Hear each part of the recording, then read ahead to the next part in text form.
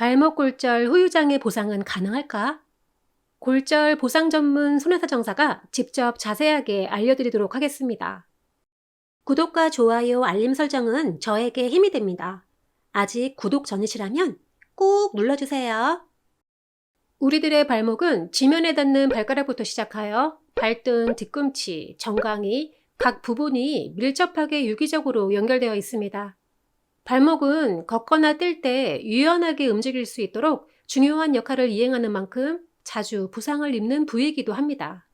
골절은 뼈가 외부의 힘에 의하거나 골육종 등의 질병에 의해 뼈의 연속성이 완전 혹은 불완전하게 단절된 상태를 얘기합니다.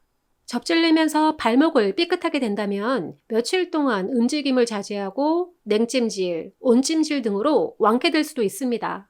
하지만 커다란 충격으로 인하여 발생한 발목 골절이 관절을 이루는 부위까지 침범한 경우라면 어떨까요? 골절된 부위에 따라서 다르지만 진단서의 상병명에서 가끔 접하게 되는 경골, 비골의 관절 내 분쇄 골절인 경우를 한번 살펴보겠습니다. 다치게 된 다음 병원에서 각종 검사로 부러진 뼈를 잘 맞추고 제자리에 위치하도록 고정하는 수술을 하게 됩니다. 환자의 엑스레이 방사선 사진을 보면 발목 골절 수술 후 유합이 잘 진행되고 있는 것을 확인할 수도 있습니다. 주치의는 발목 골절로 벌어진 뼈 사이에 하얗게 골진이 나오고 있다는 것을 보여주며 수술이 잘 되었다는 이야기를 설명하게 됩니다. 그럼에도 불구하고 발목 부위에 후유장애가 발생한 것은 무엇을 말하는 것일까요? 합의금에 대한 보상보험금 산정을 위하여 교통사고, 상해보험, 생명보험, 근제보험, 산재 등 각각의 보험이나 보상제도에서는 후유장애에 대한 기준을 제각각 두고 있습니다. 따라서 사고 피해자에게 어느 보험에 해당하고 이에 적용되는 후유장애 기준은 무엇인지와 손해액 범위 및 해당되는 법률적 적정성 유무를 전문가를 통하여 알아볼 필요가 있습니다. 발목 골절 후유장애는 관절의 움직임 제한으로 발생한 강직이나 운동신경 등으로 인한 발목의 기능을 잃어버리는 마비를 대표적인 예로 들 수 있겠습니다. 특히 발목 골절 신경 손상의 경우 근전도 검사를 통하여 손상된 신경 부위와 정도에 대하여 명확한 진단이 가능하겠고, 다음에 근전도 및 신경전도 검사 결과지로 살펴보면 좌측 하지의 운동 및 감각을 지배하는 신비골 신경이 손상되었다는 소견을 확인할 수 있습니다. 발목의 기능과 관련된 신경 손상의 주요한 증상으로는 발가락이 제대로 움직이지 않거나 발목의 처짐, 족하수가 있겠고 강직이 더욱 심해지는 원인이 되기도 합니다. 이러한 검사 등으로 정확한 진단이 필요한 이유는 이미 발생하여 지나간 교통사고 등은 되돌릴 수 없기에 근거 자료를 토대로 발목 골절 후유장애의 원인을 구체적으로 밝히고 입증하는 것이 최종적으로는 피해자분에게 정당한 합의금 및 손해액의 확정과 보상 처리로 이어지기 때문입니다. 또한 발목 골절 후유장애로는 다리의 길이가 짧아지는 단축이나 외상성 관절염도 여기에 포함됩니다. 우리는 상식적으로 생각할 수 있습니다.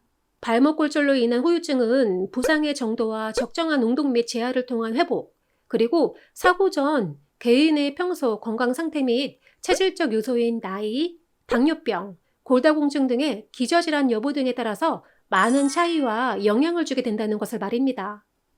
이러한 사항들은 각종 인신사고 시 대부분의 피해자분들에게 예후나 후유장애 그리고 사고와의 연관성을 판가름짓는 중요한 부분이라 할 것입니다.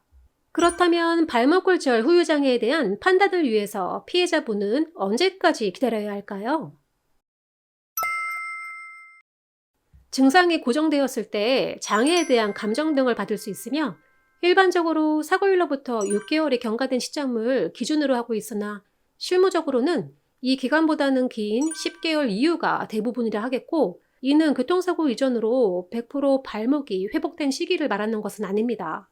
발목 골절 증상 고정이라는 것은 물리치료나 약물치료 등으로도 더 이상의 치료 효과를 기대하기 어려운 시기를 말하며, 물론 이러한 부분은 정형외과나 재활의학과 등과 같은 해당 전문의가 판단할 사항에 해당하겠습니다.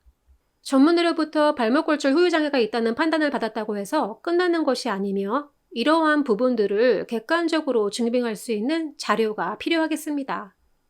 이러한 부분적 절차는 교통사고나 배상책임보험 또는 산재사고와 관련된 근제보험 등의 사고 유형에 따라 법률상 손해액 등에 부합하는 정당한 보험금의 지급을 가능하게 하기 위함이겠고, 이에 객관적 증빙자료에는 소득입증자료, 과실비율을 판단할 수 있는 사실관계에 적합한 판례, 노동능력 상실률 등이 명시된 의료심사 자문서나 후유장애 진단서, 그리고 향후 장래에 추가 치료 등이 필요한 경우 향후 치료비 추정서 등을 서류화하여 입증하여야 할 것입니다.